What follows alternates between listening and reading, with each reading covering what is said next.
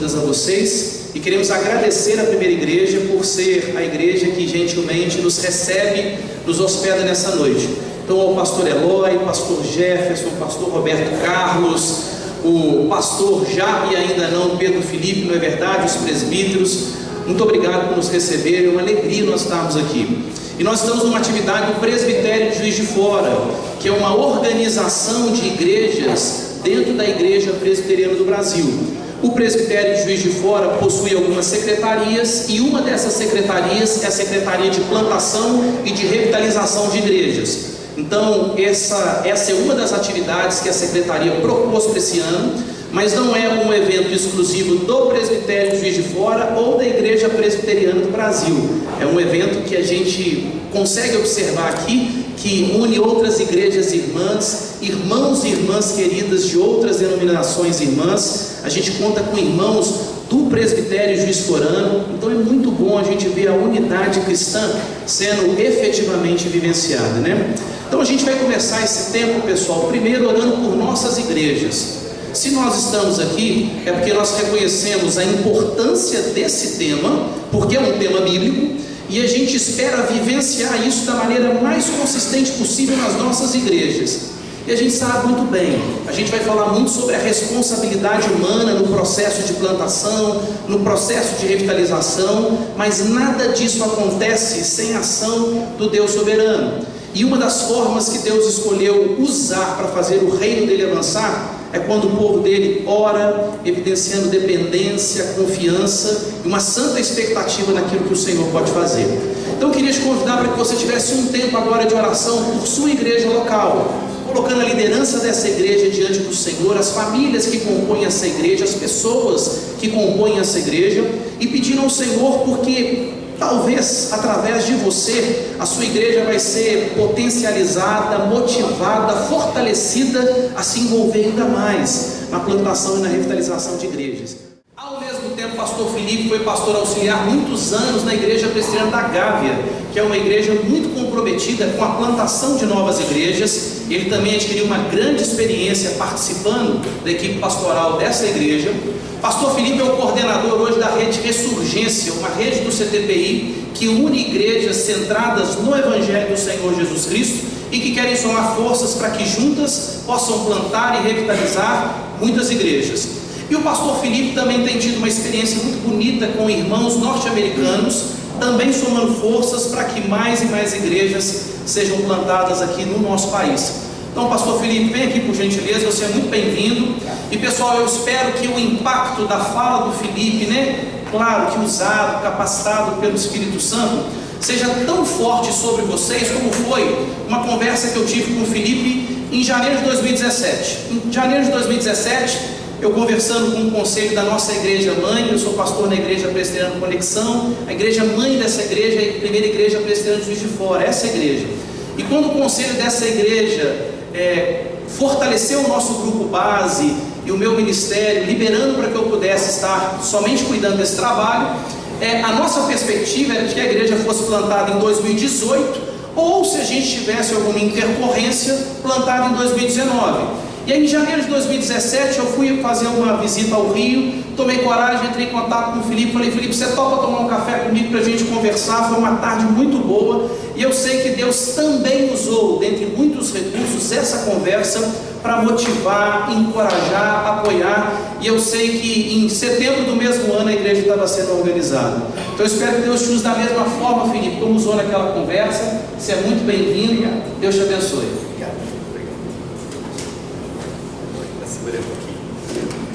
Segura porque a foto se vão ver muito feia.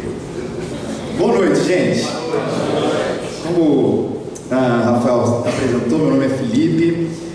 Desde 17 de junho de 2018, eu sou pastor da Igreja Presbiteriana Raízes. Nesse processo aí que ele já explicou um pouquinho.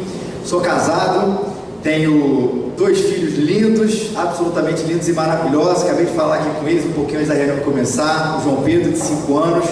O Arthur, de 3 anos, e Arthur tem esse nome, porque o nome certo dele é Arthur Antunes Coimbra.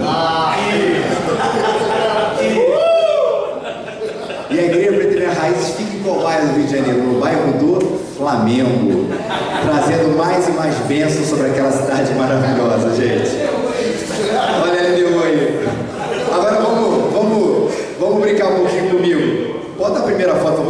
puder virar o laptop, eu te agradeço, que aí eu acompanho. Aqui. E bota em modo de apresentação, por favor. Isso, obrigado. Vou falar a história desse rapaz aqui, que sou eu. Eu tenho 40 anos, gente, aí eu tinha 20. Não é o contrário. Mas esse era eu, talvez no meu primeiro e no meu segundo ano aqui certamente uns 20 quilos mais obeso do que eu estou hoje, né? Maior do que eu estava, mas meus 20 e poucos anos no início do meu seminário. E eu ali tendo aula com o reverendo Ercino, naquela época, a gente se conhece desde aquele tempo.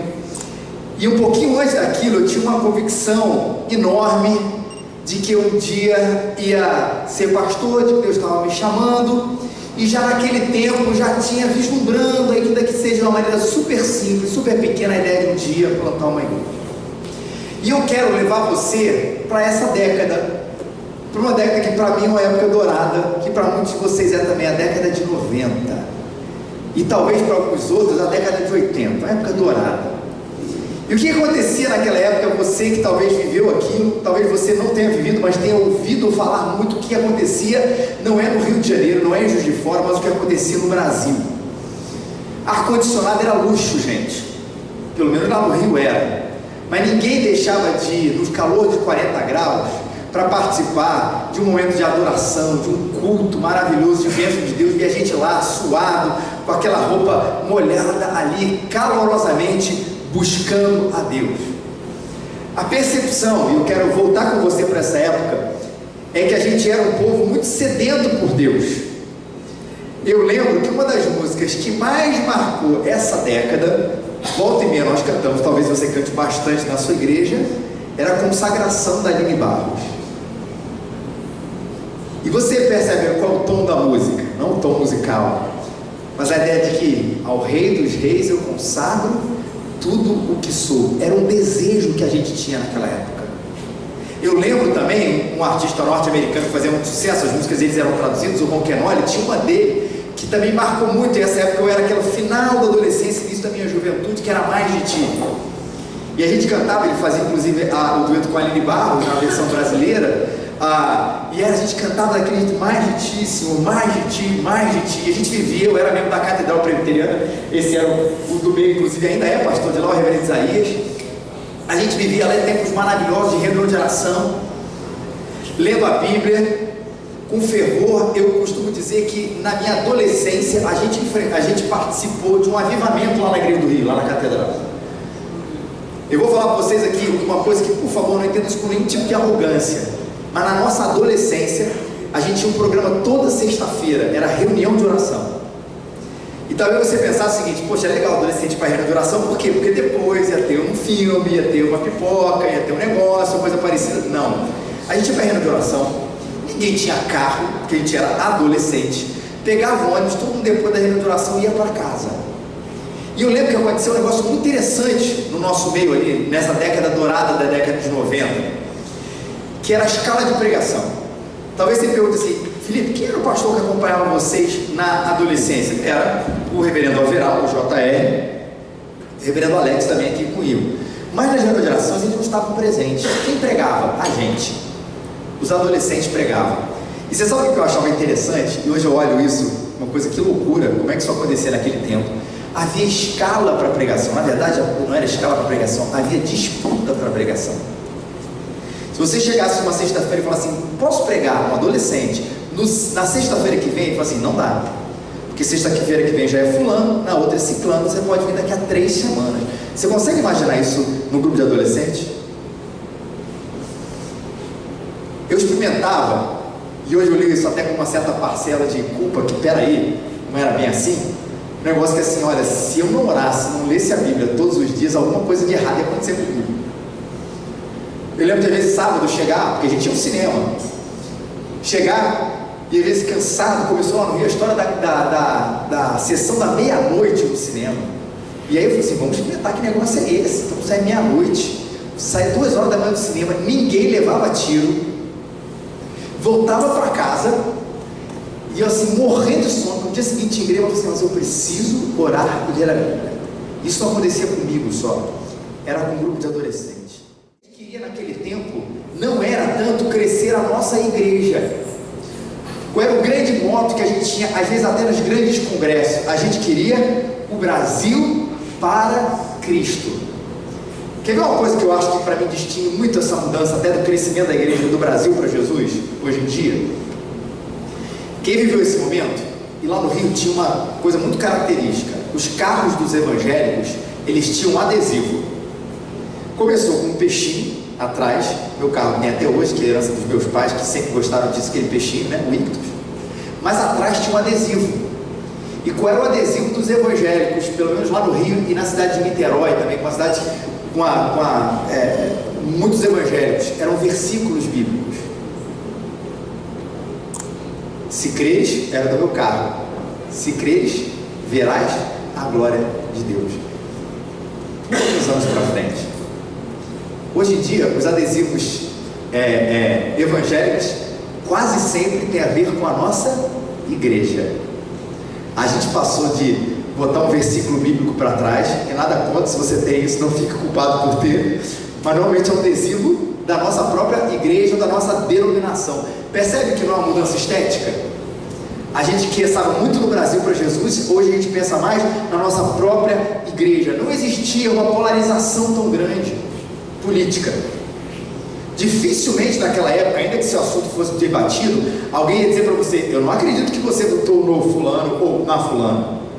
Se você votou no fulano ou na fulana, você não pode ser evangélico. Eu não acredito que o evangélico fez isso, eu não acredito que o evangélico fez aquilo, votou no ciclano. Não era bem assim. A gente não pensava muito. E o que acontecia em termos de crescimento? O crescimento exponencial da igreja evangélica aconteceu nesse período de 80 e de 90. A gente passou de 5% para o que hoje a gente chama aí, a gente coloca aí na casa dos 20%.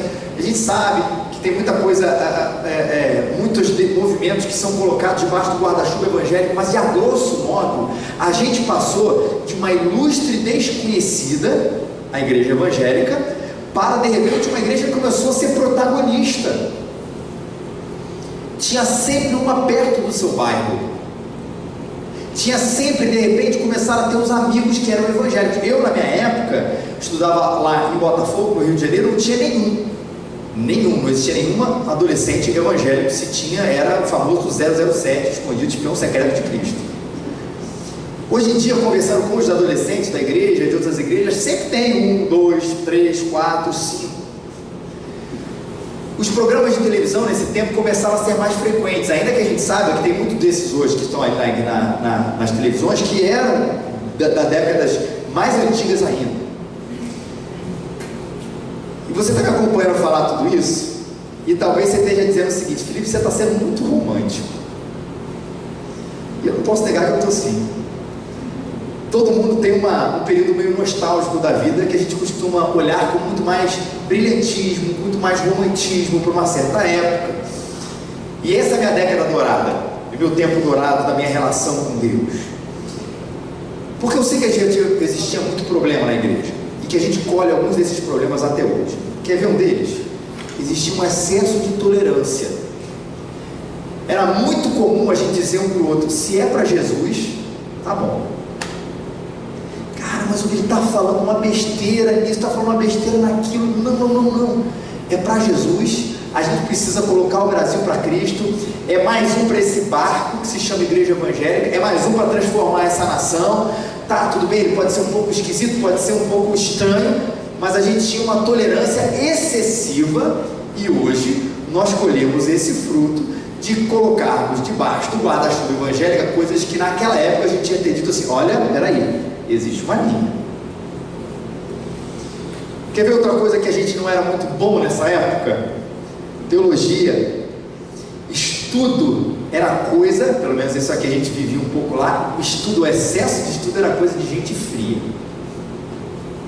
Repara nas publicações das editoras na década de 80, na década de 90, e o que se tem hoje com esse ressurgimento, e graças a Deus por isso, tá? A gente vai falar sobre isso daqui a pouco, com o ressurgimento do amor à teologia. Dificilmente alguém celebraria, na década de 80, 90, um estudo falando sobre a política no Brasil. Olha que coisa maravilhosa esse livro novo do Pedro Dutti, do Jonas Matureira, discutindo política. discutindo lá os meandros do Espírito Santo. A gente só queria naquela época, era uma coisa que me fizesse sentir mais perto de Deus. E com isso, se achava, alguns achavam, obviamente, que a teologia, o estudo, era como se fosse eu estivesse dissecando a Deus, e que aquilo iria de alguma maneira me afastar, me tornar uma pessoa mais fria, talvez mais com maior conhecimento, mas um coração mais distante. Era mais um erro daquela década. Foi chamado para o ministério, estava no seminário,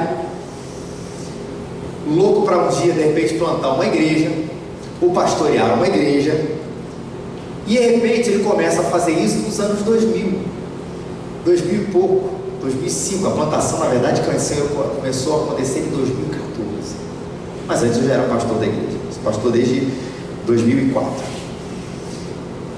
e ele começou a ver que ele estava dando murro em ponta de faca, porque a igreja dos anos 90, ela já não existia mais, que as pessoas surpreendidas pelo crescimento e pelo protagonismo, o início do protagonismo da igreja evangélica, não eram mais as mesmas as da década de 90, os não crentes da década de 2000. Quer ver algumas coisas que eram bem presentes?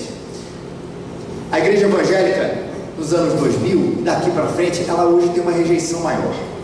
Lá no início, ela era um fenômeno de crescimento, onde algumas pessoas achavam que era apenas de alguns pensamentos retrógrados, ou não sabiam direito que movimento estranho é esse que estava acontecendo. Mas depois de alguns anos, depois de muitos deputados eleitos, depois de muita coisa sendo exposta na televisão e com muito mais facilidade no YouTube, que colocou a coisa ao vivo e mais próxima, a igreja começou a sofrer uma rejeição maior.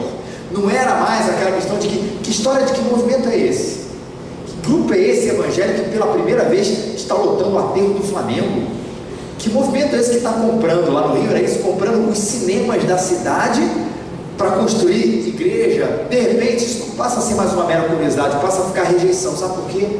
Eu via no YouTube que eles fizeram isso, eu vi um cara pedindo tal dinheiro, agora eu sei que esse cara é dono de uma rede de televisão, eu sei que esses caras são donos de aviões, eu sei que esse cara faz essa manipulação de dinheiro, e ela começa a ter uma rejeição infinitamente maior. A igreja da década de 90 não é a igreja da década de 2000.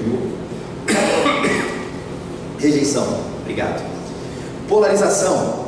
O mundo também estava polarizado politicamente, como está hoje, obrigado. E a igreja também. Esse, claro, é um fenômeno um pouco mais recente, mas não há uma pessoa, talvez aqui, que não tenha na sua igreja, na eleição mais recente para presidente da república, que não tenha, especialmente os pastores, cortado um dobrado para apaziguar certos ânimos dentro da igreja, por causa da eleição, por causa de política, e ao mesmo tempo tendo que ser firme em certas coisas, que o evangelho é muito claro. E o mundo está vivendo assim. Pautas mais firmes, onde deveriam ser mais firmes, que de repente começavam a ser tratadas com uma mão de ferro excessiva. A igreja viveu, nas palavras do pastor Guilherme de Carvalho, um momento de hiperpolitização. Parece que na década de 90 era uma apolitização. Eu quero saber do reino de Deus, lá no futuro, o Brasil para Jesus, as pessoas, a alma delas sendo salvas, essa expressão, para de repente a gente perceber, não, mas cadê o nosso problema, cadê o nosso chão aqui, no pé aqui no chão? E fez isso dialogando de uma maneira positiva da relação do evangelho com a política, mas ela caiu, especialmente na última eleição, na hiperpolitização, que certamente abraçou certas ideias, seja da esquerda, seja de direita, seja do centro, de quem for, quase que com uma maneira messiânica, de que haveríamos de implantar o reino de Deus aqui na terra se o candidato XYZ fosse eleito. O mundo estava polarizado, a igreja estava polarizada, as pessoas começaram a ter perguntas mais complexas.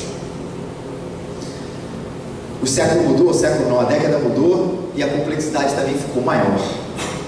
As pessoas não discordavam apenas da Bíblia, hoje não discordam apenas da Bíblia, como se elas estivessem defendendo um ideal retrógrado. Não, elas discordam se aquilo de fato é um texto sagrado, se precisa ser levado a sério.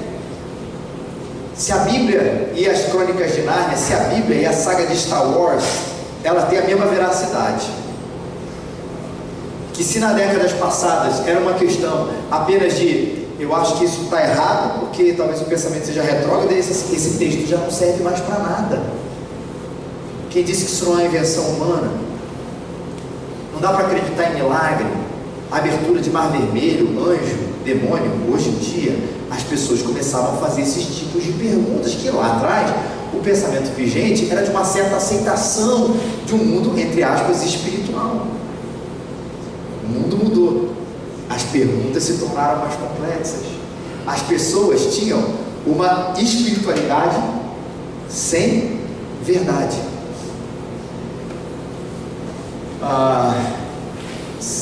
Feriado, na terça-feira mesmo, foi feriado no estado do Rio de Janeiro.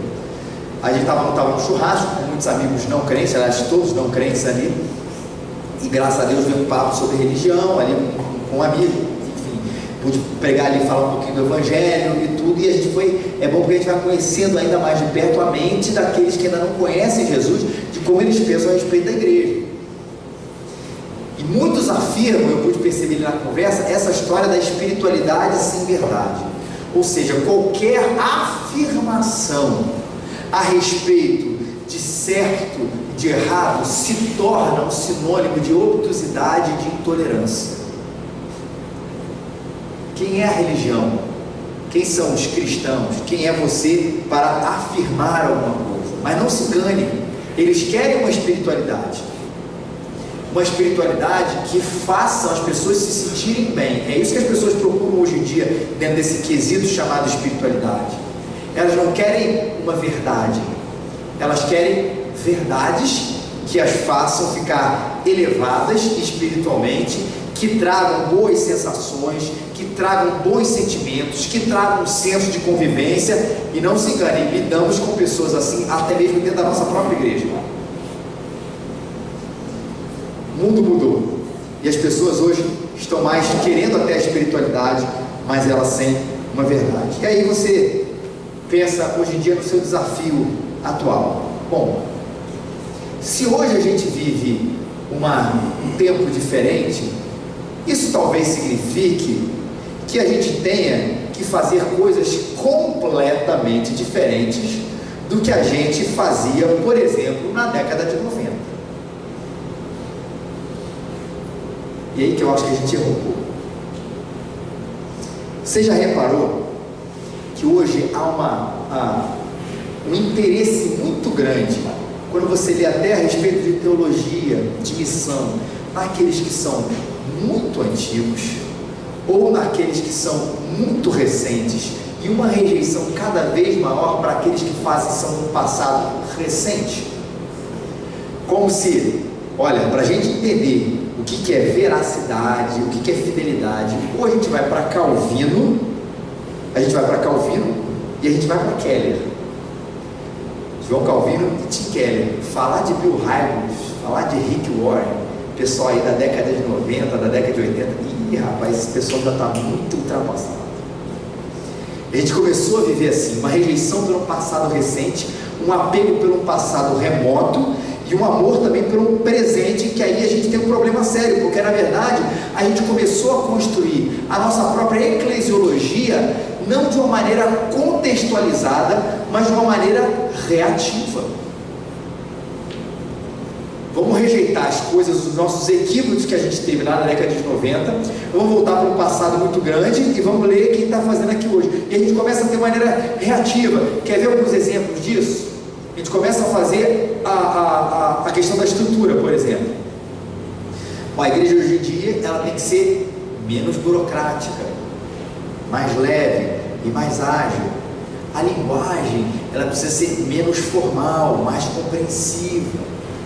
E a gente vai reagindo a alguns problemas que a gente viu recentemente na questão do desenvolvimento da igreja. E aí que eu quero propor para você uma coisa importante. Não é a ideia de construirmos uma missionalidade, a revitalização, a plantação da nossa igreja, não sendo reativos a um modelo. reativos às coisas equivocadas, nem o saudosismo exagerado, aquilo que nós vivemos num passado recente, porque o mundo mudou, ao mesmo tempo não sendo extremamente reativo, só ressaltando os pontos onde as lacunas que nós deixamos no passado recente, mas olhando para a palavra e olhando para um modelo mais integrativo, porque a gente não pode, você que viveu a década de 80 e 90, não pode deixar que houve muitos ganhos, e esse saudosismo não é exagerado, houve muitos ganhos e muitas coisas que a gente não gostaria de voltar para trás e falar assim, que eu queria viver aquilo daquele jeito, mas se eu pudesse viver aquilo daquele jeito, com mais isso aqui desse jeito que a gente ganhou, será que a gente não teria o melhor dos mundos? É esse modelo de integração. Mas eu não posso, porque a gente começa a falar disso, de integração, e eu vou falar algumas palavras aqui, de algumas coisas que eram no passado, que são no presente, e a gente integrar essas duas coisas, sem falar que talvez o que eu acho o maior ganho, quando você se fala de plantação de igreja, de revitalização de igreja, de desenvolvimento da igreja, que foi, e isso sim é uma coisa recente, mas que a gente via presente em vários livros no passado, que é a história da centralidade do Evangelho. Aí, meu querido, 1 Coríntios 2, de 1 a 5, você pode acompanhar com os seus ouvidos ou com a sua Bíblia. Eles vão acompanhar o que Paulo fala nesse texto, alguma coisa, que seja o autor que for, seja o passado recente, o passado remoto, o presente hiperpresente, todo mundo que se propôs a viver a igreja de maneira séria, integrativa ou até mesmo reativa, pode dizer como Paulo, que eu nada decidi saber entre vocês, a não ser Jesus Cristo e este crucificado. Eu mesmo, irmãos, quando estive entre vocês, eu não fui com discurso eloquente, nem com muita sabedoria para lhes proclamar o mistério de Deus, pois decidi nada saber entre vocês a não ser Jesus Cristo e esse crucificado. E foi com fraqueza, temor e com muito tremor que estive entre vocês. Minha mensagem e minha pregação não consistiram de palavras persuasivas de sabedoria, mas consistiram de demonstração do poder do Espírito, para que a fé que vocês têm não se baseasse na sabedoria humana, mas no poder de Deus. Repetindo, talvez esse versículo tão fundante para a gente hoje à noite: pois nada decidi saber entre vocês a não ser Jesus Cristo e esse crucificado. É para a gente ficar meditando nisso a noite inteira. Porque se você olha para lá, para trás, todo o movimento, inclusive da reforma do Evangelho, da reforma protestante, perdão, é um resgate do Evangelho. O texto que a gente tanto prega de Romanos 1,17, que vai lá iluminar a cabeça de Lutero, Deus iluminando a cabeça de Lutero, quase que sendo um motor daquele movimento, vai falar, gente, do Evangelho como poder de Deus. Quando a gente volta para um passado, vamos dar bem para frente, mas falando dos caras como, por exemplo, são muito admirados hoje em dia, e graças a Deus por isso, como Spurgeon, quando ele vai falar das coisas maravilhosas do reino de Deus, você pode ver, você espreme a profundidade, mas ali no âmago, o que existe? Jesus Cristo morreu por mim. Caminhando um pouquinho mais para frente, vamos falar de Billy Graham, um cara conhecido não pela sua profundidade teológica, mas pelo seu fervor evangelístico, pelas suas cruzadas, pela sua integridade. Quando você espreme, o que existe ali de central na pregação de Billy Graham? Jesus Cristo e esse crucificado. Se eu vou falar de Tim Keller, cara mais recente, bem recente, a gente não pode deixar de falar que grande resgate dele nos livros de pregação, no livro de plantação de igreja, seja onde for, tudo, e o mote do movimento dele é a questão da centralidade do Evangelho. Isso é o que não pode faltar, porque essa notícia, que eu decidi saber nada entre vocês a não ser Jesus Cristo e esse crucificado, é aquilo que vai guiar toda a nossa prática ministerial, seja ela qual for. Isso não pode faltar. E nós conhecemos igrejas onde o Evangelho de Jesus passou de longe. Há algum tempo atrás, eu levei um grupo de discipulado na igreja, minha antiga igreja, agora eu posso falar assim, da minha antiga igreja, num culto numa dessas igrejas aí doidas, que tem um monte lá no Rio. E aí a gente foi assistir um culto, e aí faz como uma maneira de fazer quase uma pesquisa de campo. Vamos ver como é que eles falam de Jesus. Durante o tempo inteiro, era como se fosse uma escolinha dominical, não era dominical, durante a semana, foi até estranho que a gente estava num templo grande, de repente falou assim, olha, a reunião vai ser num lugar menor. A gente foi, se sentiu até meio coagido, porque a gente sabe que o esquema dessa igreja é de muita segurança mesmo, tem segurança armada ali embaixo, tudo. A gente foi até com medo, mas a gente foi para aquela salinha e a gente foi falando, Jesus só foi mencionado quando o suposto pastor falou a palavra, os discípulos de Jesus. E aquilo ali não foi apenas uma amostra, aquilo ali é presente. O Evangelho é abandonado nessas igrejas, e é por isso que a gente tem que ter muito na nossa cabeça de que, vamos falar isso até no final, mas já adiantando um pouco, que nós vamos, nesse movimento de plantação, de revitalização de igreja, e nós não temos que ter medo disso, vamos receber muita gente vinda desses movimentos, e nós não temos que ter medo disso, porque a gente está às vezes tirando a pessoa do Evangelho podre, adoecido, e trazendo ele, gente, por favor, ninguém aqui é perfeito, eu não sou perfeito, mas a gente sabe que a gente está falando desse Jesus crucificado, e ele vai tomar uma água boa. Mas ainda assim a gente pode ter uma preocupação muito grande com a pregação expositiva, com a escola dominical, e isso não apresentar, não conectar com Jesus Cristo crucificado. É um grande erro às vezes do nosso tradicionalismo. Não vou entrar tanto nessa questão, porque só isso já seria uma palestra enorme. Mas são pregações que não apontam para Cristo, que não apontam para o Evangelho. Quantas vezes eu olho os meus sermões lá atrás e a gente tem aquela vergonha horrorosa de falar assim, como é que um dia eu preguei esse negócio? Eu lembro uma vez, um dia que eu fui pregar na igreja, não lembro nem onde é que foi no Rio de Janeiro, mas eu lembro até hoje da vergonha que eu passei. E eu não entendia porquê. Hoje eu entendo que, na verdade, eu fiz uma análise lá do coxo, a porta do templo, quase de uma análise humanista daquele cara. Em nenhum momento apontei ele para Jesus, falei que ele estava no chão, falei que o homem era caído, mas era um homem caído na questão do pecado, de que a igreja está ali para levantar o homem. Hoje eu olho aquela pregação e sinto vergonha, ainda bem que Deus foi misericordioso e não mandou um raio para me matar naquele momento, que eu merecia. Se foi na sua igreja, me perdoe, eu acho que não foi, eu acho que foi lá no Rio, mas eu deletei essa experiência. Quantas vezes a gente não faz uma interpretação disso, daquilo, mas não aponta os textos de Gênesis, Apocalipse para Cristo, porque eu decidi pregar o que, gente? É a Bíblia? Claro que é a Bíblia, mas a Bíblia é a luz de Jesus Cristo, esse crucificado. O Evangelho passando de longe na teologia da prosperidade, o Evangelho passando de longe também no nosso tradicionalismo, o Evangelho passando de longe às vezes do nosso emocionalismo, onde a gente não confia que o Evangelho é o poder de Deus para a salvação, a gente confia que o poder de Deus para a salvação é o tecladinho tocando ao fundo na hora do apelo. Sabe como é que é? Né? A gente abaixa a voz, aquele irmão começa a tocar uma musiquinha no fundo, eu começo a fazer um olhar mais distante. Então eu conto uma história para você, feche meus olhos, finge que me emociona, e aí chamo você para vir aqui à frente, para aceitar Jesus como seu Senhor e Salvador. Tem gente que baseia a conversão nesse tipo de prática, nesse tipo de método, que deixa o Evangelho de lado. Não é apelo, está falando de apelação, achando que no fundo é isso que vai salvar as pessoas. Qual é a confiança de Paulo?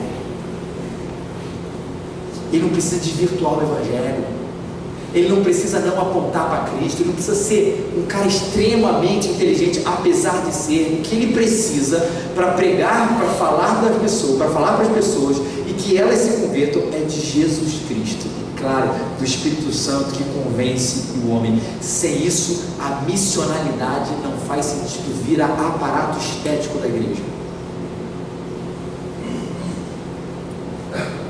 A igreja missional que abandona Jesus, ela vira só tipo barbearia. Tem isso aqui em Juiz de Fora também, que é uma barbearia em cada esquina. Lá no Rio é isso. No Rio o pessoal fala Smart Fit, que é aquele de academia, e bolo da vó Alzira. Inclusive eles se batem, né? Porque um é para engordar e o outro é para emagrecer. Mas no Rio de Janeiro é um em cada canto. E tem a tal da barbearia também. Toda daquele mesmo layout, vira um negócio assim maneiríssimo. Poxa, que bom, vou cortar meu cabelo hoje na barbearia, gastar R$120 para cortar o meu cabelo. Tem muitas igrejas que adotaram uma estética e não a centralidade do evangelho. Não é tão caro assim lá no Rio não, tá, gente? Pelo amor de Deus, R$120. Mas chega a 65 fácil. Barata é 50, uma barbearia dessas aí. Mas sem isso, gente, é impossível fazer missão. Escandalizei vocês? 50 é caro? Estou precisando cortar, acho que eu vou cortar meu cabelo aqui.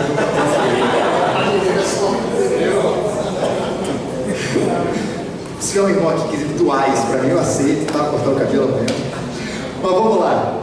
Vamos voltar aqui para as coisas. Isso que eu estou falando do modelo de integralidade, sem abrir mão do evangelho, ele sendo o centro de tudo, mas pegar coisas maravilhosas que a gente viveu na década de 80, na década de 90, você que é dessa época sabe disso, pegar as coisas boas que a gente está vivendo hoje em dia, as correções, não para abandonar aquilo, mas para integrar. E se a gente conseguisse promover tudo isso, veja como isso não ia mudar a realidade das nossas cidades, dos nossos bairros, dos nossos irmãos, dos nossos futuros irmãos que vão fazer parte da nossa igreja. Deixa eu conjugar aqui algumas coisas para vocês, que eu julguei aqui serem importantes. Satisfação e serviço não são opostos. Deixa eu falar um pouquinho porque que eu acho que vai ter sempre uma coisa meio década de 90 e uma coisa meio dos nossos dias. A década de 90 é a questão da satisfação. A gente via de um modelo de igreja onde, pelo menos em termos de igreja presbiteriana lá no Rio de Janeiro, ou da nossa realidade mais presente ali perto, pode ser que aqui essas coisas sejam um pouco diferentes, onde é muito importante a questão da instituição. A gente trabalhava porque afinal fomos eleitos como presidente da UPA, presidente da Mocidade, presidente da SAF, presidente do PH, me colocaram como da Junta Diaconal, era presidente. A gente tinha essa coisa do cargo como uma coisa muito importante dentro da igreja. O serviço, mas a gente tinha pouco, quando eu digo satisfação, não é satisfação do cliente não, tá, gente? Mas a gente tinha pouco, em algumas igrejas, aquele contato mais místico com Deus. E na década de 90, esse movimento recomeçou, bem verdade, é bem que se diga, vindo não das nossas igrejas, mas desse movimento de comunidade, dizendo assim, olha, ainda que tenham feito de maneira errada, tá, gente? Por favor, eu reconheço todos os erros possíveis. Cara, quando você está num culto, não é uma questão de organização de quem vai mexer no projetor, que naquela época era o retroprojetor, de quem vai escrever na caneta as músicas, né? De quem vai arrumar aquilo. Quando a gente senta no culto, a gente está lá para ter um contato com aquele que nos criou. E isso precisa, de alguma maneira, ter alguma coisa viva dentro de nós. Fluirão rios de água viva. E vocês terão vida e vida em abundância. Tem a ver com a nossa interioridade. E de repente esse movimento muito presente da década de 90 começou a chamar a atenção dos próprios cristãos, tipo assim, cara, existe uma coisa que me move, que vem daqui de dentro, que eu me satisfaço em Deus quando eu estou em contato com Ele. Não é apenas uma questão de trabalhar pela igreja, mas um contato também de amar esse Deus e desfrutar do seu amor. E essa coisa da contemplação, do desfrutar, era muito presente. Só que o que aconteceu com esse negócio? Começou a virar experiência de consumo. E aí, a gente começou, eu sento e eu contemplo. Mas essa cadeira, cara, essa igreja a cadeira está ruim, mas tem uma nova ali do lado, rapaz, que tem uma cadeira, é até de massagem. Pô, legal. Rapaz, e aí, enfim, se eu for continuar esse negócio, vocês entenderam, é o vai e volta desse negócio, aí outro oferece uma tela de iPad para você, outro oferece uma experiência virtual, outro pastor pessoal, enfim, não tem esse negócio de consumo, a gente pode ir até a China. E aí tem um problema. Só que o que a gente abandonou com essa história? A gente viu que, cara, essa coisa da satisfação tornou o culto uma experiência puramente estética, de consumo pessoal, não de relação com Deus, mas de consumo pessoal. E a gente foi para onde? Para o serviço. Aí, a igreja está para servir a cidade. A igreja está para servir ao próximo. Isso é uma coisa mais presente hoje em dia. Quem está com a razão? Dois. Você vê Marta e Maria. Maria se aquedou aos pés de Jesus E a Bíblia diz que ela escolheu a boa parte, ouvindo Jesus, aí era a satisfação. Mas o próprio Jesus Cristo, que lava os pés dos seus discípulos, e ele fala, é muito interessante esse texto, né? Jesus lava os pés dos seus discípulos e não diga assim, eu lavei o pé de você, o seu pé, lave o meu. Ele diz isso, eu lavei o pé de vocês, lavem os pés uns dos outros. As palavras de Jesus sobre o serviço, que o Filho do Homem não veio para ser servido, mas ele veio para servir. E diz quem tem razão, quem contempla ou quem tem serve, quem se satisfaz em Deus ou quem se satisfaz trabalhando para o próximo. Os dois estão com a razão, e a gente precisa fazer esse resgate para não ser reativo e cair na era do serviço, do amor, do afadigar no trabalho, mas esquecer que quem crê em mim, como diz a Escritura, do seu interior fluirão rios de água viva. Porque se a gente cair na questão do serviço em excesso, a gente daqui a pouco vai estar criando funcionário do mês na igreja. A gente vai estar medindo as pessoas pela quantidade de obras que elas produzem. Vai ser quase, a gente vai ter um pezinho ali na salvação pelas obras. E no modelo que a gente está falando aqui de integrar, eu me satisfaço com o Pai, e um filho que se satisfaz com o Pai, o que quer fazer? Servir esse Pai, amando a Ele e amando a sua cidade. É a primeira integração, década de 90, como hoje em dia, satisfação e serviço. Outra coisa, já falei lá no início, está dado isso aqui, fervor e reflexão. Lembra que eu falei que naquela época a gente tinha perguntas que ficavam no ar e que a gente nem se atrevia talvez a querer responder? Mas vem cá, como é que você sabe que a Bíblia é a palavra de Deus? Ô meu irmão, creia nisso. Creia nisso.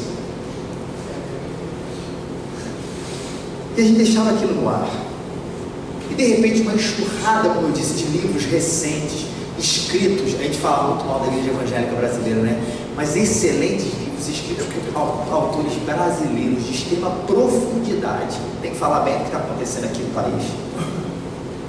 E de repente eles vêm para trazer para a gente uma reflexão de que como é que eu posso articular essa minha fé com o meu trabalho.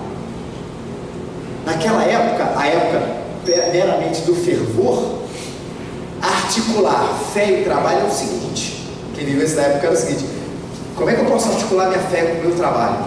Bom, eu vou fazer um culto do meu ambiente de trabalho, eu vou evangelizar o meu colega. Lembre-se, eu não estou dizendo que essas coisas estão erradas, mas era a única articulação que se fazia, fazer um culto. E também, quando o patrão não estiver olhando, eu vou ler a Bíblia.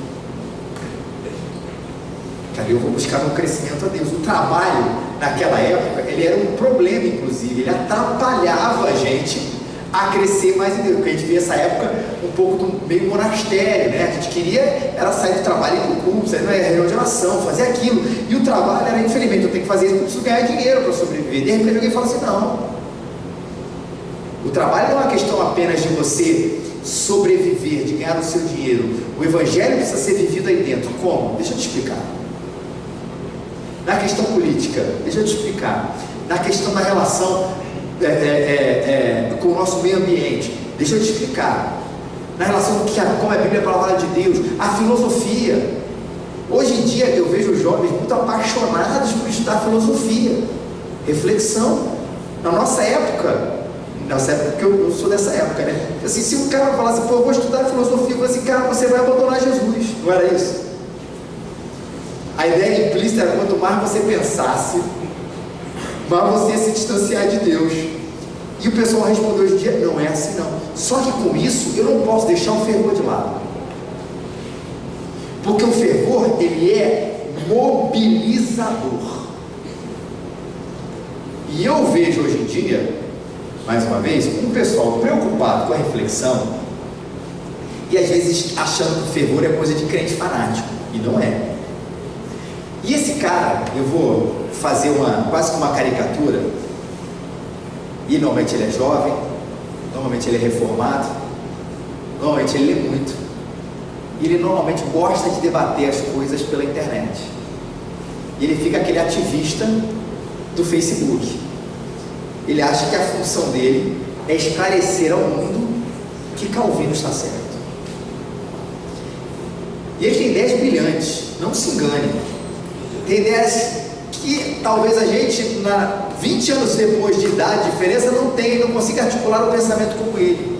Mas ele não é apenas arrogante, ele não se mobiliza para fazer nada, a não ser sentar na sua cadeira e debater teologia no Facebook. Mas se você falar assim para ele, cara, assim, olha só, a Dona Maria, aqui, pertinho, ela é semi-analfabeta, e ela precisa que alguém explique a Bíblia para ela. Você pode ir.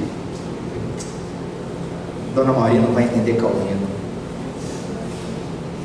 Dona Maria não vai conseguir entender a complexidade da minha inteligência. O fervor é mobilizador porque ele nos humilha. Quando a gente tem esse fervor de mais perto da gente, o apontamento das coisas é para cima, é para a glória de Deus. E o chamado a conhecer as Escrituras, a refletir sobre elas, a estipular as ideias e ao mesmo tempo ver ali um coração fervoroso para Jesus é maravilhoso. Porque é uma pessoa que conhece a teologia do perdão e sabe o que ela faz? Ela perdoa. É uma pessoa que conhece a teologia do amor, da família, e com isso ela ama a esposa, ela ama o marido, ela ama os filhos. Que ela conhece a teologia da missão, com isso ela ama os perdidos, que ela consegue explicar as doutrinas da graça para um nível elevado de pensamento, mas ela consegue explicar as doutrinas da graça com amor e com fervor e quase com lágrimas nos olhos para Dona Maria, que é semi-analfabeta, mas que precisa do Evangelho e que Jesus explicaria o Evangelho para ela. É o fervor que entende o que é serviço, a teologia do serviço, e é capaz de, um sábado de manhã, ir para a igreja para mexer nas cadeiras, para limpar o chão, para limpar o banheiro. Por quê? Porque ele quer ver Jesus honrado. Ele é intenso e ele é reflexivo. É uma integração, eu costumo dizer, entre Kuyper e Billy Graham, entre William Lane Craig e Eugene Peterson, entre John Stott e Richard Foster, cada um representando uma tradição, seja do fervor ou seja da reflexão. Se a gente conseguisse ser assim.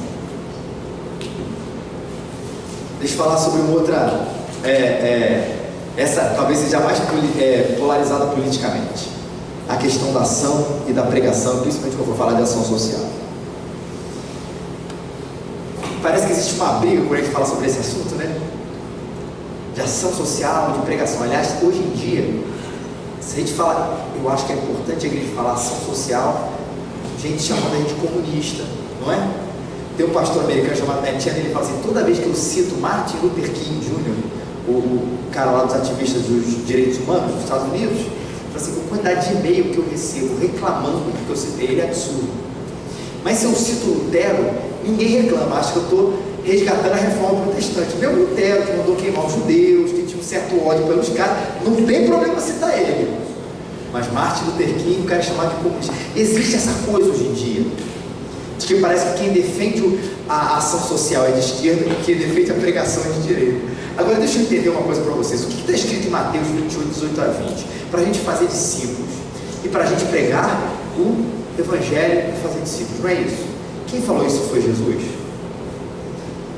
Em Mateus 25, de 35 a 46, vou começar a ler só as primeiras linhas. E lembrem-se que quem falou isso foi Deus, né? Vamos colocar a Trindade aqui santa. Porque eu tive fome, vocês me deram de comer, tive sede, vocês me deram de beber, fui estrangeiro e vocês me acolheram, necessitei de roupas, vocês me vestiram, estive enfermo, vocês cuidaram de mim, estive preso, vocês me visitaram. Então os justos lhe responderam, Senhor, quando te vimos com fome, te demos de comer, te sede, te demos de beber, quando te vimos estrangeiro, te acolhemos, necessitado de roupa, te vestimos.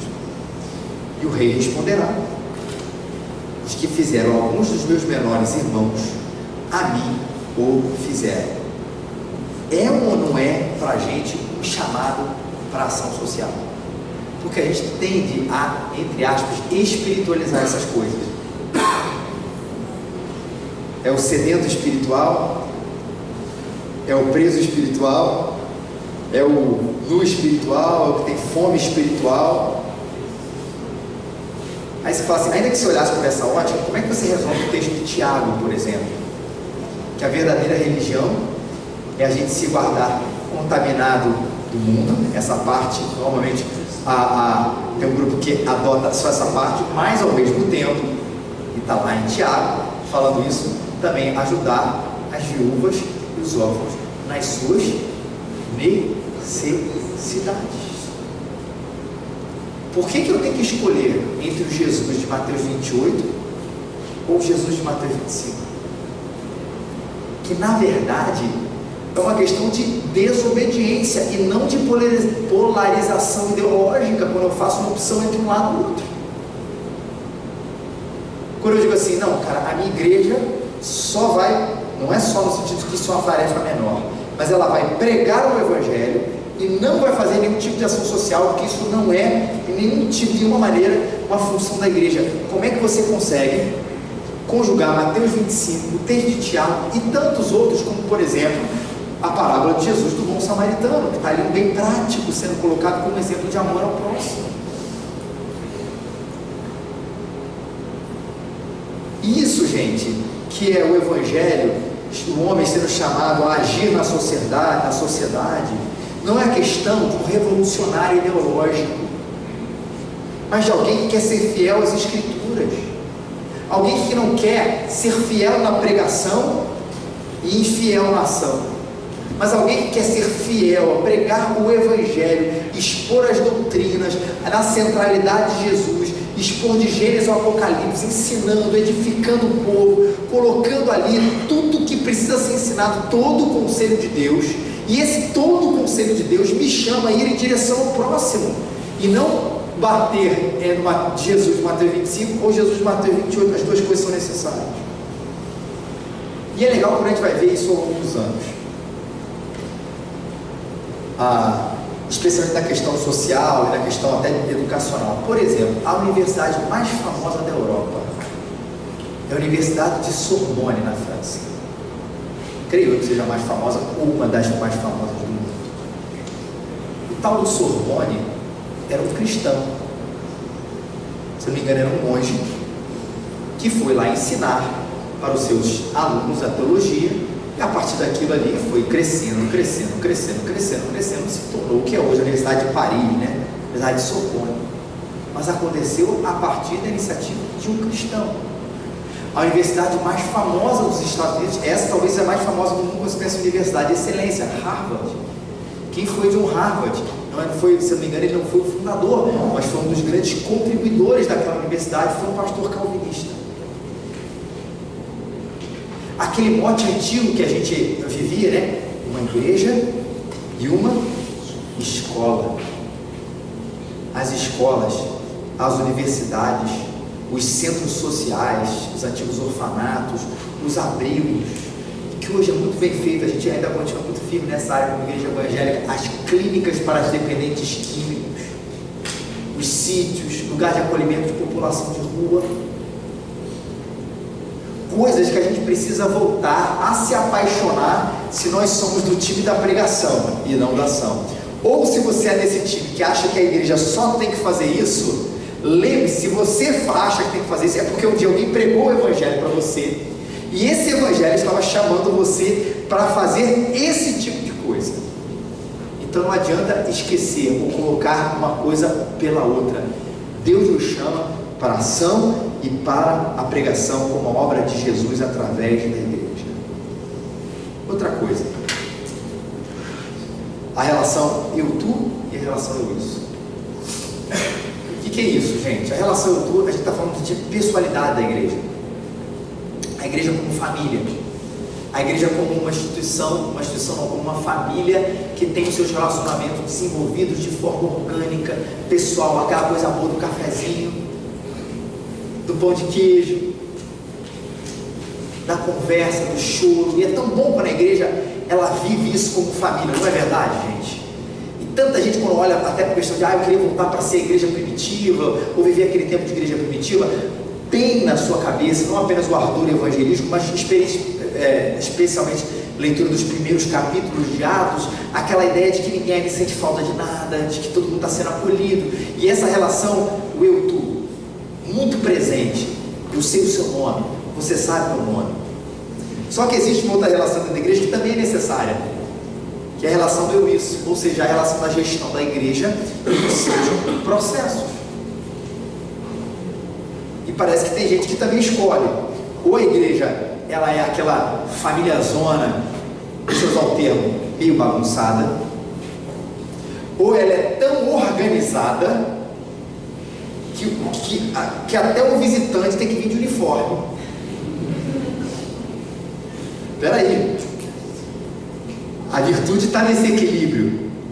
A igreja precisa cada vez mais ganhar essa pessoalidade, sim. Mas quem é pastor sabe que a gente precisa gerir processos, sabe por quê? Até para abençoar, alcançar e acolher as pessoas na igreja. Quando a gente dá essa fala assim, a igreja não é uma empresa, quantas vezes a gente já ouviu isso? Ela é certo ou errado, depende do contexto onde ela é usada. Ela não é uma empresa porque ela não visa o lucro, nesse sentido. Mas ela precisa ser, muitas vezes, gerida profissionalmente ou estrategicamente, a melhor palavra seria essa, profissionalmente também não está errado, mas estrategicamente, porque a gente, para alcançar certos objetivos, a gente precisa de processos. Eu sei, pastor, é muito ruim nesse negócio. Costumo dizer que o pastor, uma vez o pastor é o cara do A e do Z. Ele fala assim, a gente precisa alcançar o A, porque no final de não sei quantos anos vai ter tantas pessoas aqui na igreja. Ele faz o A ou Z, mas ele não sabe que precisa de B, C, D, E, F, G, H, I, J. E aí normalmente os engenheiros da igreja ficam doidos com a gente. Ele fala, cadê os processos, cadê o negócio? Vocês nos abençoam profundamente quando vocês nos ajudam nisso, especialmente os engenheiros e tudo, nos ajudam a pensar essas coisas. E elas são necessárias. Não apenas para a questão financeira, questão de obra, que são coisas que a gente entende o processo muito bem, mas a própria dinâmica da igreja, de culto, de acolhimento, de organização, de agenda, das coisas mais simples. E a gente precisa de excelência nisso tudo, mas a gente não pode abandonar uma coisa pela outra. Ela não pode ser uma família bagunçada e nem uma organização impessoal. Ela é uma família organizada, né, gente? É bom até como dentro da nossa casa as coisas são assim. Ou alguém faz assim, não, eu não faço planejamento financeiro da minha casa, eu saio gastando dinheiro e dou beijo para meus filhos. A gente não faz isso. E a gente fala assim, gente, o que vai fazer nas férias? Ah, sei lá. Quando eu tenho filho pequeno, né? Quando o João Pedro entrar de férias, no dia seguinte a gente vê onde vai. A gente vai no aeroporto, e assim, moço, vou ter a passagem mais barata. Ninguém faz isso. Porque mesmo a gente sendo uma família amorosa, que se adora, que se beija pra caramba, cara, eu penso que o dia que meu filho vai sair de férias, se eu vou viajar com ele, com a antecedência, eu preciso comprar um pacote para dividir em 57 mil vezes. Eu preciso dessas coisas, se vai caber no meu bolso, eu vou conseguir pagar a escola, todas essas coisas estão ali pensadas. Se tem comida para o meu filho, chega em casa não tem. De quem é a culpa? Da minha esposa, é claro, que não está aqui para se defender. Ainda tem. Eu já vou dormir no sofá primeiro, né? Porque eu estou no hotel aqui. Mas o amor às pessoas e o cuidado com as suas histórias e a excelência nos processos é a integração. E, gente, terminando aqui, nesse último vai e vem aquilo que eu falei no começo. A igreja é um lugar de novos e de velhos crentes. Quando eu comecei a plantar a igreja Presbiteriana Raízes, tinha na minha cabeça essa coisa assim, eu não quero receber crente. De jeito nenhum. Mas aí você começa a receber um cara assim, olha, eu sou crente, mas eu não vou na minha igreja, eu não vou em nenhuma igreja há 2 anos. E estou me identificando. Normalmente essa figura diz assim, eu quero tempo, eu não quero trabalhar agora, porque ele está machucado. Aí eu vou dizer assim, cara, não vou tratar de você não, cara, sai. Ele precisa ser acolhido. Como eu falei lá no início.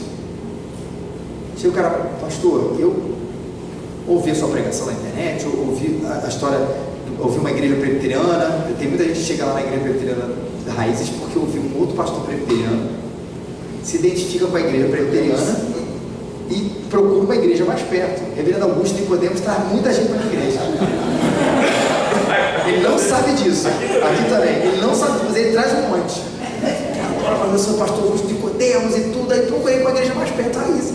Falei, cara, eu pego com você aí.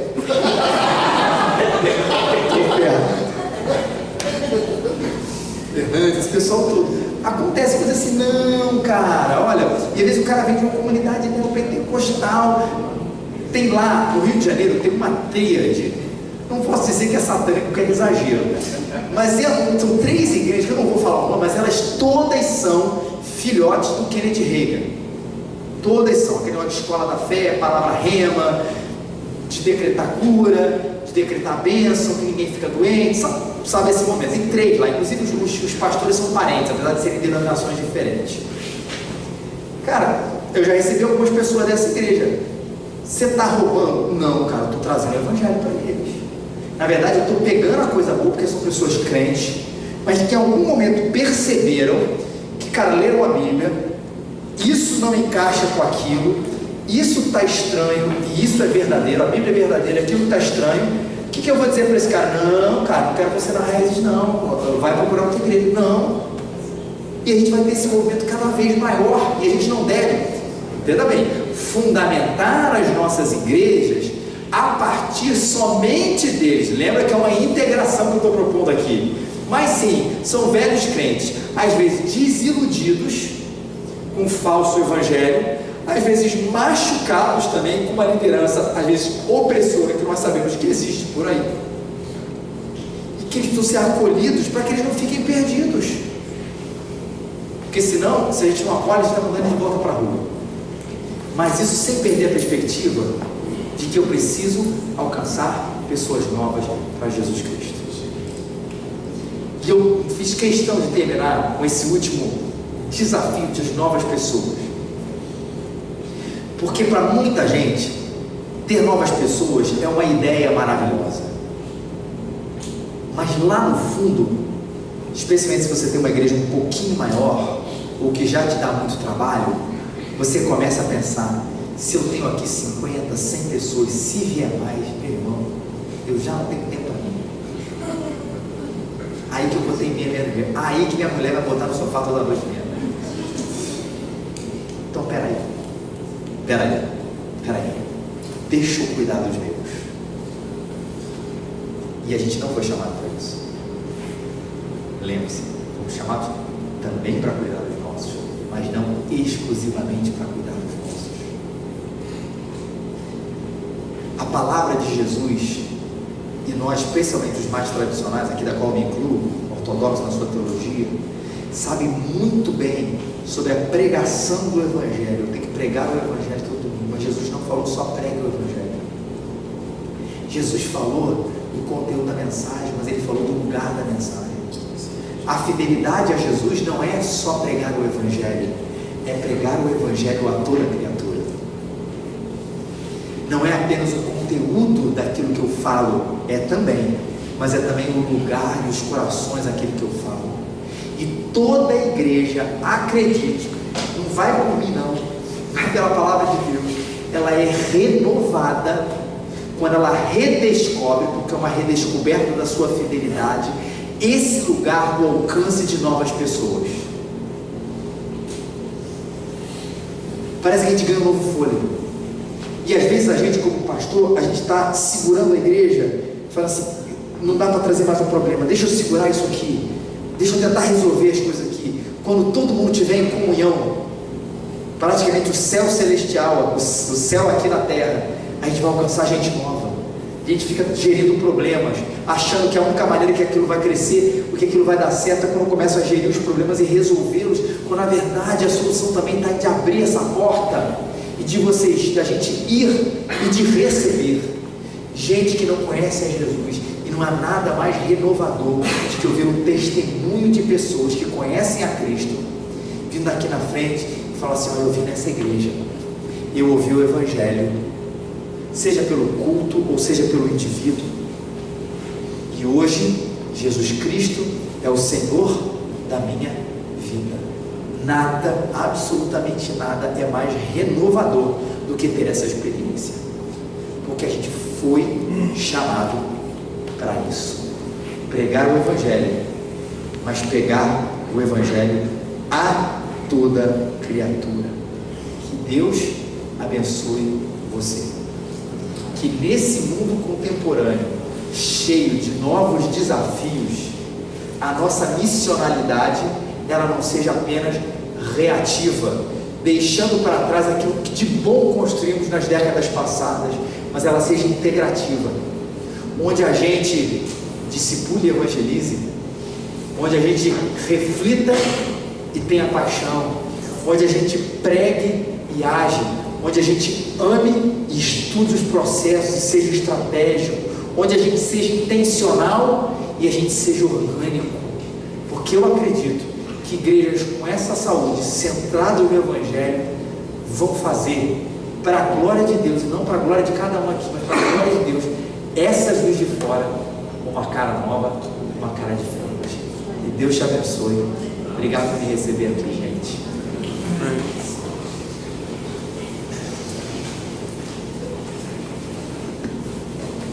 Bom, eu acho que mais uma conversa de café aconteceu aqui. Tenho certeza que o nosso Deus vai ser exaltado a partir disso, né? Pessoal, a gente queria abrir para algumas perguntas, tanto daquilo que nós ouvimos aqui, dessa proposta de ministério integrativo, que é biblicamente estabelecido, ok? E também aproveitar a experiência do Felipe, tanto de pastor auxiliar de uma igreja que sempre investiu em plantação, como também na experiência particular dele como um plantador, né? Alguém que em um determinado momento entendeu, teve essa convicção, que conversa com o conselho da sua igreja, que desenvolve um projeto, fruto de oração, de estudo bíblico e dessa convicção, e que parte para realizá-lo na dependência de Deus. Então, se tivermos perguntas, eu queria que você se levantasse por gentileza, falasse o seu nome, em qual igreja você serve ao nosso Senhor, e assim dirigisse a pergunta para o Felipe. Vamos lá? Eu queria começar com uma pergunta então, para aproveitar que depois eu sei que eu não tenho monopólio dessa palavra. Então, Felipe, você participou durante muitos anos da equipe pastoral da igreja da Gávea, e eu queria que você falasse para a gente o que você percebeu nessa igreja, que é uma igreja com muitos anos, salvo engano, no ano passado completou 50 anos da sua organização. Essa igreja tem participado muito de parcerias como igreja mãe ou como igreja parceira na plantação de novas igrejas. O que você percebe de fortalecimento, de desenvolvimento dessa igreja a partir do momento que ela começa a pensar e se envolver também esse tamanho de igreja? Contar um pouquinho do que aconteceu com a igreja presbiteriana da Gávea. O Rafael, há muito tempo atrás, ainda era o reverendo Marcos, antes do reverendo Leonardo, recebemos lá na igreja, eu não era de lá, mas recebemos porque era minha igreja, né? Aliás, eu nasci na igreja da Gávea, para quem não sabe. O reverendo Marcos Severo Amorim. Para quem não conhece Marcos Severo Amorim, pastor da IPB, ele tem um trabalho muito legal de plantação de igrejas no sertão, se não me engano, do Rio Grande do Norte, talvez até outras áreas, mas acho que lembro primordialmente do Rio Grande do Norte. E eu lembro que ele desafiou a igreja, e ele falou quanto que a igreja dele arrecadava. Era uma coisa assim que hoje em dia seria uma coisa de, a igreja arrecada R$5 mil, R$3 mil. E quantas igrejas vocês plantam? 30.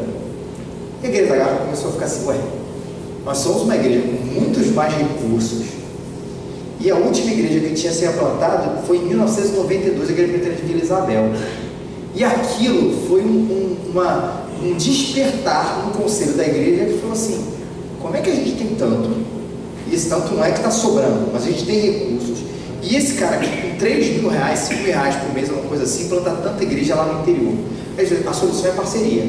E na verdade a minha igreja contribuiu com isso, mas eu tenho parceria com fulano secando, e ele estava lá inclusive para ter a parceria da igreja presbiteriana da Gávea. É isso. E ele começou a ser uma primeira pessoa para falar de movimento, de plantação de igreja e de consórcio, onde cada uma igreja não conseguiria suprir uma plantação de igreja, difícil, aliás, até no Rio de Janeiro, às vezes, se você falar em termos de Zona Sul, posso falar aqui de valores tranquilo, se você começar uma igreja na Zona Sul do Rio de Janeiro, está na faixa de R$25 mil a R$30 mil por mês a manutenção da igreja, aluguel, salário, ministério. Você pensa uma igreja que vai conseguir dar R$30 mil por mês para uma plantação de igreja?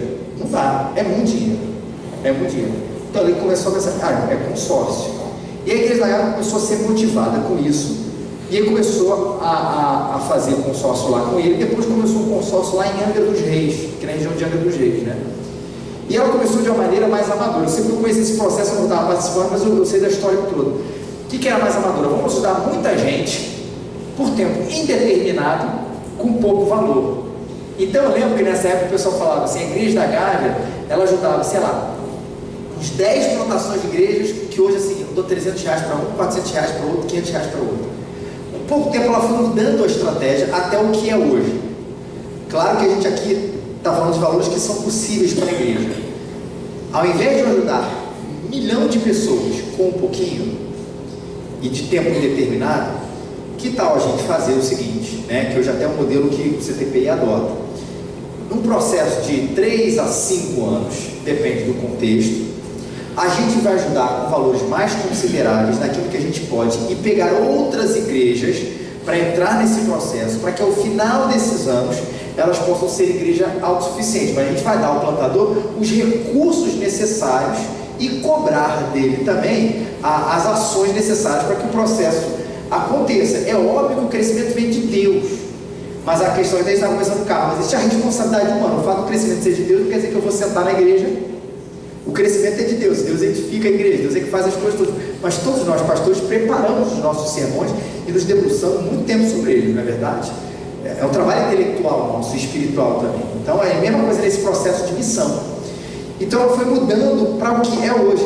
A igreja da Gávea continua tendo um grande aporte financeiro pessoal, mas ela planta muitas igrejas, porque além do dízimo interno, ela também faz parcerias com igrejas americanas, com igrejas brasileiras também, para ajudar. A minha igreja, por exemplo, posso dizer, a igreja Raiz, ela é fruto da igreja da Gávea, mas não é só da igreja da Gávea.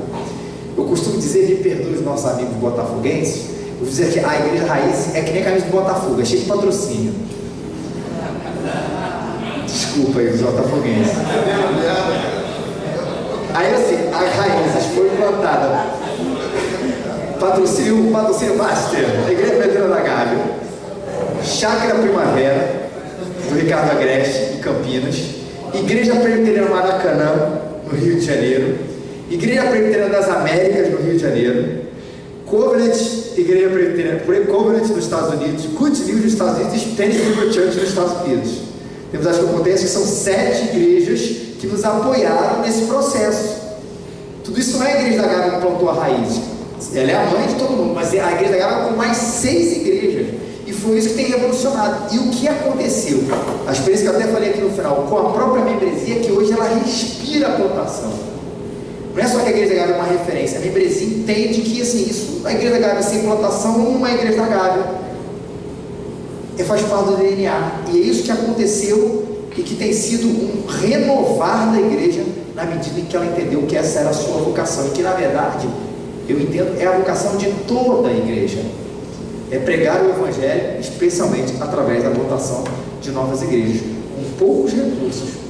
Uma coisa que a igreja da Gávea faz, e a gente hoje faz também na Raízes, pra vocês terem uma ideia, a gente organizou a nossa igreja em junho de 2018. Em dezembro, a gente começou a apoiar um novo projeto, porque ele falou assim, eu não vou esperar. Aí você fala assim, pô, a igreja aí deve ter muito dinheiro. Não tem. Mas eu falei assim, se a gente esperar muito tempo para começar a apoiar um novo projeto, a gente vai se acomodar, porque sempre vai ter uma necessidade da igreja. Você sempre vai ter um projetor que queima, as crianças vão precisar de mais isso, o grupo dos adolescentes, o grupo dos jovens, uma reforma aqui, uma reforma aqui. Todo mundo lida com um orçamento apertado, com recursos muito finitos. Só que ele falou assim, a gente se estabeleceu isso como uma prioridade. E a gente fez, olha, a gente hoje dá, se eu não me engano, são 5% do nosso orçamento para a plantação de igreja.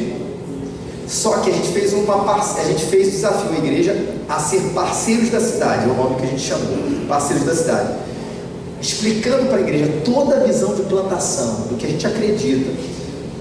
A gente desafiou as pessoas, além dos seus dízimos e das ofertas, a darem um valor. Pode ser um valor mensal, ou pode ser uma tacada só de valor, não interessa. Mas como é que a gente fez? Foi até cota também de uma igreja americana que fez esse negócio. Então a gente, durante o mês de novembro e dezembro, as pessoas nos comunicaram através de um papel, só uma pessoa sabia o nome de quem falou, né? Mas assim, eu vou doar R$100 por mês. eu vou doar R$500 por mês, eu vou doar R$10 por mês, eu vou dar uma tacada de R$1.000, ok. Com isso tudo, a gente montou, e mais 5% da igreja, a gente montou um orçamento para 2019 dos novos projetos, um projeto de plantação de igreja e 2 missionários que a gente apoia, que são membros da nossa igreja, são 2 da Jocum, né? Um tem uma base em Santa Cruz da Serra e outro em Cona, no Havaí. Então a gente apoia esses 3, fruto de quê? Parte da igreja, do que a gente podia, porque o nosso orçamento estava apertado, e também parte do movimento da própria igreja, que agora mensalmente está ali doando um valor. E quando a gente até desafia as pessoas e explica por quê, não adianta ser só uma coisa assim, gente, por favor, vamos fazer uma oferta aqui para missões aqui agora? Não, é a compreensão do que é importante, da importância de missões, da importância de plantação de igreja, como isso, você vai trabalhando isso na igreja, e até traz a questão numérica, que ela é importante, isso eu estou dizendo que foi a nossa experiência, para uma coisa mais real. Por exemplo, você fala assim, se 10 pessoas doarem R$100 por mês, já tem 20 pessoas doarem R$100 por mês, a gente até aí, eu sei que eu sou de humanas, fiz teologia e psicologia, mas no alto da minha conta dá R$2.000, tá certo? Pô, tô fera. R$2.000 por mês, não é pouco dinheiro, já é um bom valor para começar a apoiar um processo, sozinho não, mas associar com outras igrejas. Agora, o que é R$100? Gente, por favor, R$100 é muito dinheiro, mas quando você começa a transformar isso, pelo menos lá no Rio, em comida, você começa a pensar que R$100 não é muito dinheiro não, porque o cara vai num restaurante, ele gasta 200, ele corta o cabelo, ele gasta 65, ele abastece o carro, ele gasta 200 e blau. Quando você vai vendo, você fala assim, ele vai no jogo do Flamengo contra o Cruzeiro no sábado à noite às 21 horas no Maracanã, ele gasta R$120. Falei isso assim, absolutamente aleatório. R$120. Quando você fala R$100 para missão, que isso, rapaz, isso vai fazer falta. Mas o jogo do Flamengo é 120, o Outback lá no Rio de Janeiro com uma família vai dar 200 contos. E o cara começa assim, cara, R$100, cara, eu gasto isso com muita facilidade. Então, talvez na minha idade, para você talvez 50, para você seja 500. Mas essa transformação no número numa questão prática, leva ele a pensar assim, cara, eu não coloco dinheiro em missões, não é porque falta, é porque eu sou mesquinho. É porque eu não acredito. Porque se eu acredito no sorvete, eu acredito na net, eu acredito no Netflix, eu acredito no Outback, eu acredito no Flamengo, eu dou dinheiro para todo mundo. Na plantação de igreja talvez não. E aí quando você desafia, não de uma maneira, por favor, né, botar culpa nas pessoas. Elas têm o direito de ter o prazer, de gastar as coisas com que dá prazer, nenhum problema nisso. Mas essa quantificação para coisas do elemento do dia a dia, traz pessoas essa realidade que, cara, é muito possível. E 20 pessoas doando R$100, dá 2.000, já é um valor bem considerável, além dos dízimos. É possível fazer. Isso transformou a Igreja da Gávea, que também tem um projeto, eles chamam de projeto portador, a gente chama de parceira da cidade, uma igreja americana chama de promessas de fé, enfim. Mas é algo além do ordinário e que dá para apoiar. Mas também uma promessa de que um dia a gente chegue aí a 20% do nosso orçamento para isso. Também a gente falou isso para a igreja, que é muito importante. Um dia a gente chega a 5 hoje, vamos chegar a 20, para mostrar o quanto isso é importante, o compromisso dessa igreja com plantar novas igrejas.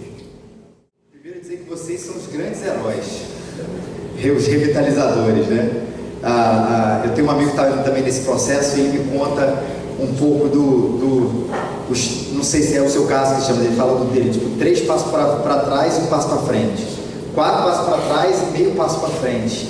E isso causa um desgaste, assim, eu falo assim, eu louvo a Deus que o meu chamado foi para a plantação e não tanto para a revitalização, porque eu sei do desgaste que isso traz. Mas como é que existem vários processos dentro da plantação que eles se encaixam dentro da revitalização? Isso sem dúvida. Só que a questão é que você está trazendo gente nova, mas outro você está trazendo com gente mais velha, não de idade, mas gente mais velha de tempo ali na igreja. Mas eu acho que, por exemplo, de experiência de Igreja da Gávea, que é o que eu tive de mais próximo de revitalização, e o Léo Sayun foi o cara que é focado bastante nisso e aprendi aos pés de Gamaliel ali algumas coisas, né? Primeiro, essa coisa, ele sempre colocou, e isso eu vi e percebi como isso no processo de plantação também isso funciona e como funciona até hoje, porque a igreja se organiza, ela começa já a ter algumas coisas de pequenos poderes. Quando você coloca a coisa, o olhar para fora, que foi um pouco que eu disse aqui no final, isso muda absurdamente o que está aqui dentro. Porque no processo de revitalização, se a gente for esperar arrumar a casa para ir para fora, isso é porque a casa, qual é a igreja? Qual o irmão aqui que assim, não, a minha igreja ela é perfeita, arrumadinha? Não tem. Vai ter sempre um irmão que briga com a irmã que briga com o irmão, uma disputa de poder aqui, um cara que está insatisfeito com o negócio ali, sempre tem esse negócio, a casa nunca vai estar arrumada. Mas o olhar para fora, ele me leva a desfocar do ar-condicionado, do conforto da cadeira, do tamanho da pregação, se ela é muito longa ou se ela é muito curta, coisas dessas, muito da sociedade de consumo, que a igreja, a revitalização acho que passa muito por isso, né? Esse tirar da igreja do consumo, e ele foca na missão. Então eu acho que parte muito por isso. Mas como é que eu começaria num processo como esse? Descobrir os apaixonados, ou os médio apaixonados, que talvez você não tenha um grupo apaixonado, mas você tem um médio apaixonado, tem, está aqui. Mas esse apaixonado que vai ser aquele que vai influenciar aquele raio, como se o meu prefeito vai, ele é a música, ele fica assim, a pulsação, e vai ser a pulsação da igreja, para que ela consiga ser contaminada, né? Contaminada vai ser influenciada, obrigado aqui meus irmãos, influenciada, para que aquilo não seja do solitário pastor lutando para convencer os inconvencíveis. Não vou citar exatamente o exemplo, mas eu estava conversando com o Rafael aqui sobre um processo, eu falei assim, olha Rafael, tem um grupo que eu não vou perder meu tempo, não é dentro da minha igreja, tá? Porque eu não vou perder meu tempo tentando convencer eles sobre plantação de igreja. Olha só coisa terrível, mas chegou um momento que assim, cara, a gente já convidou, a gente já fez, então eu quero trabalhar com quem está querendo trabalhar.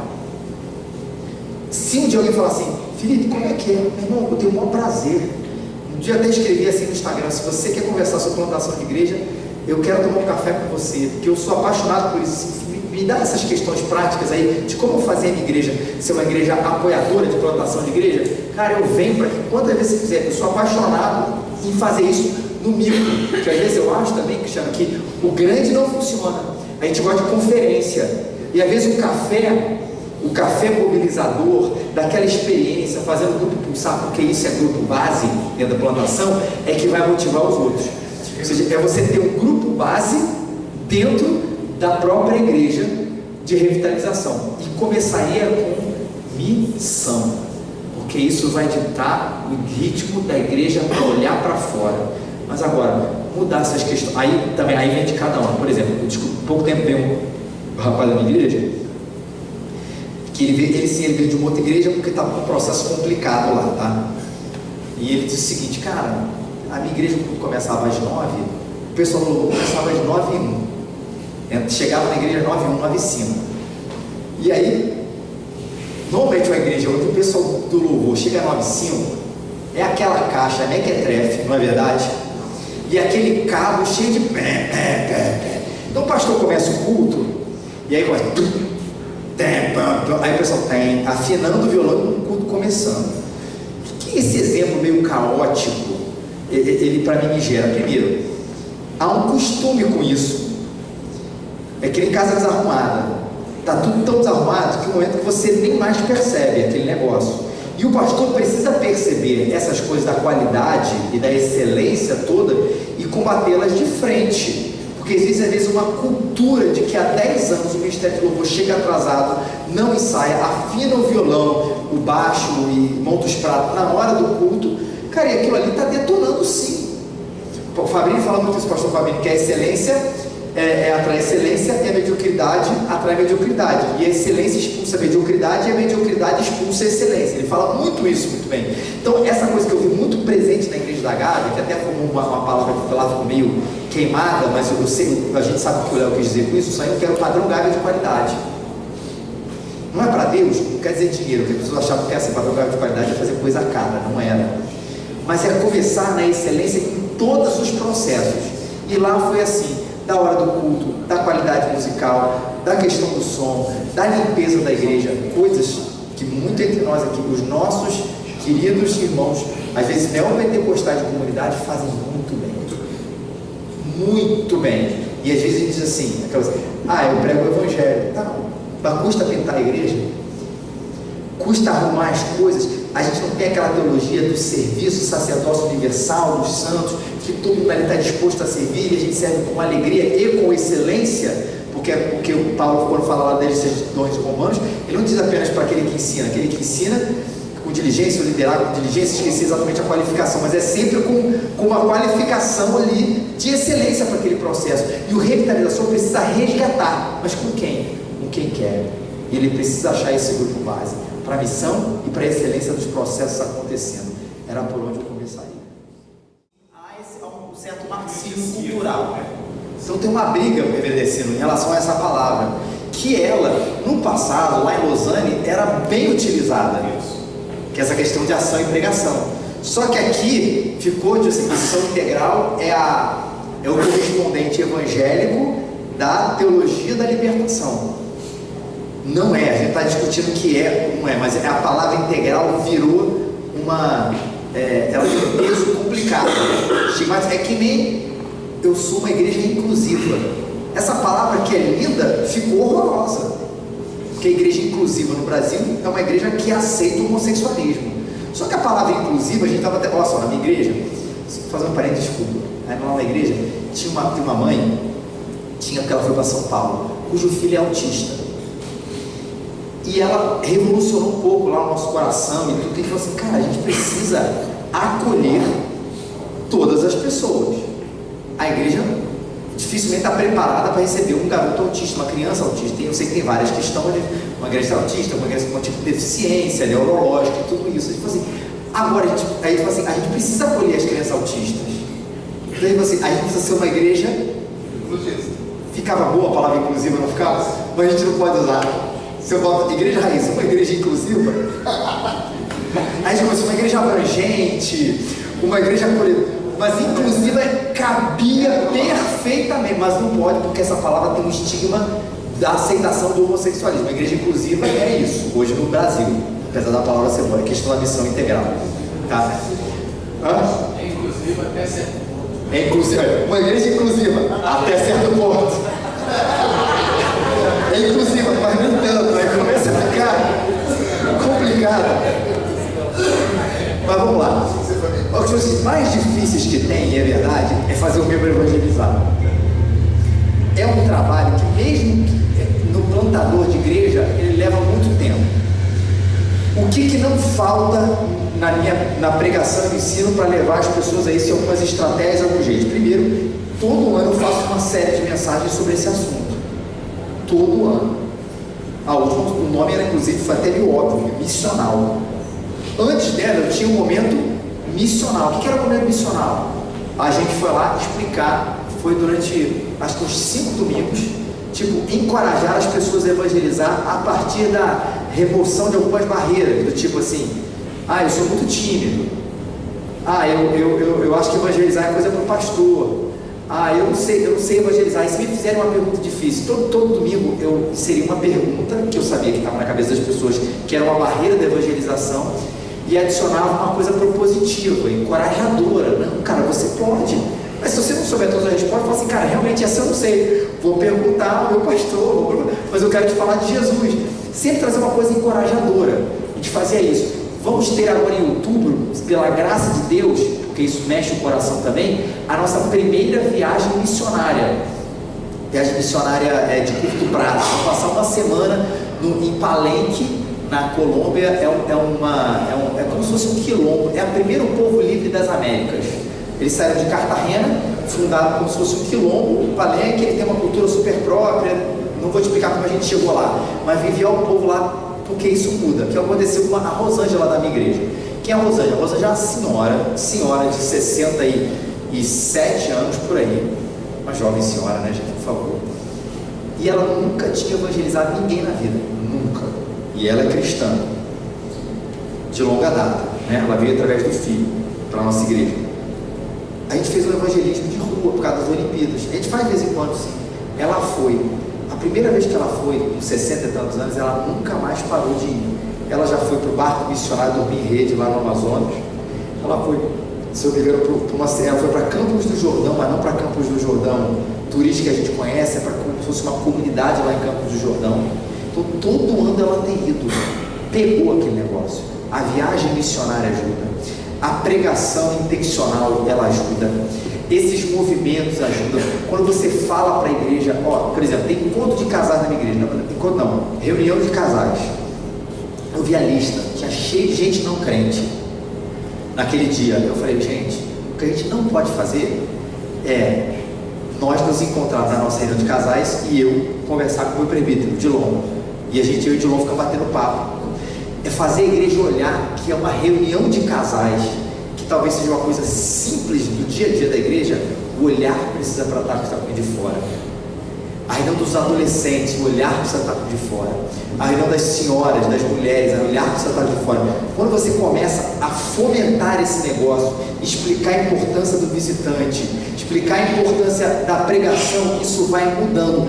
Mas é um trabalho de construção. Algumas das estratégias são essas que a gente usou, né? Do momento missional, da pregação, do apoio a novas igrejas, porque o tempo inteiro a gente está falando de plantação de igreja, está falando de plantação de igreja, está falando de plantação de igreja, celebração de novas conversões. E quando a gente fala de nova conversão, uma conversão, a gente vai explicar como a igreja chegou na igreja, e quase sempre tem a ver com alguém, quase sempre, né? Alguém da igreja.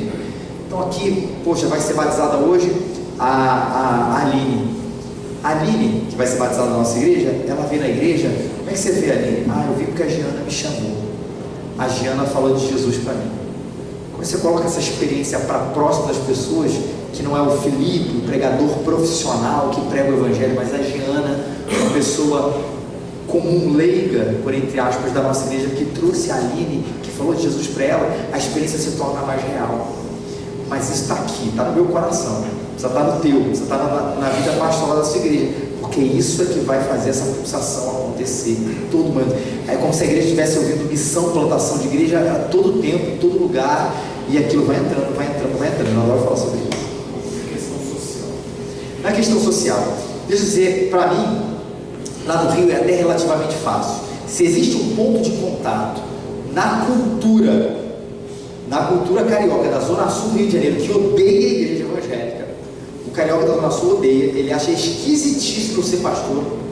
Eu sempre falo o seguinte: quando vem um amigo não crente, tipo o pai de um amigo do amigo do meu filho da creche, aquele papo vai rolando, e aí, cara, o que você faz? Eu sempre falo assim: eu vou te dar 1000 chances para você tentar adivinhar o que eu faço, e você não vai conseguir. Aí o cara falou que eu estou preparando ele para uma bomba. Porque quando eu falo assim, eu sou pastor, eu estou dizendo assim, cara, eu sou ladrão, eu gosto de roubar dinheiro. Ele está ouvindo isso.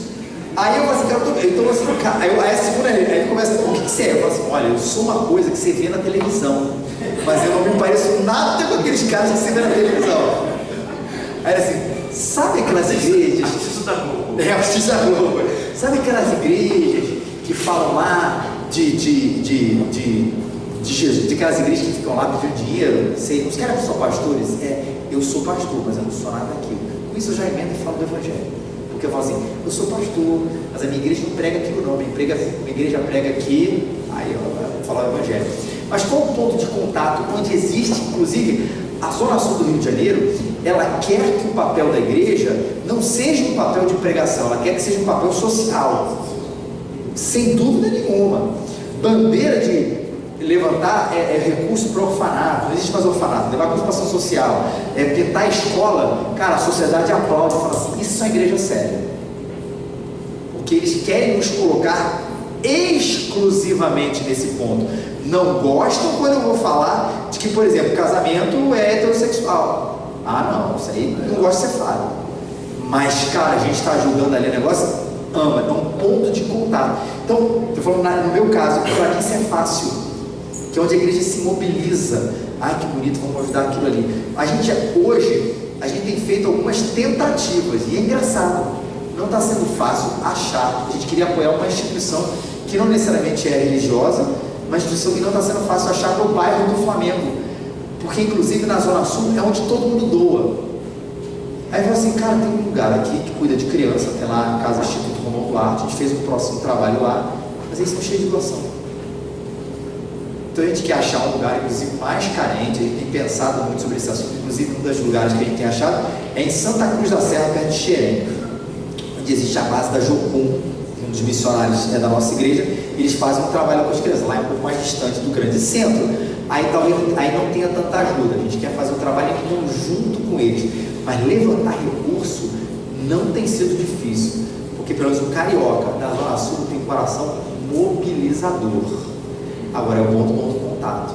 A gente não faz para isso, mas aí a gente começa assim: que igreja séria, essa igreja do Felipe, que legal, eles fazem um trabalho, pode voar lá que eles fazem negócio. A gente tem uma aceitação muito boa da sociedade. Então isso para mim não tem sido um problema, não. A gente não vê isso como uma dicotomia de ação e pregação. Todo mundo entende que aquilo é um valor importante aqui.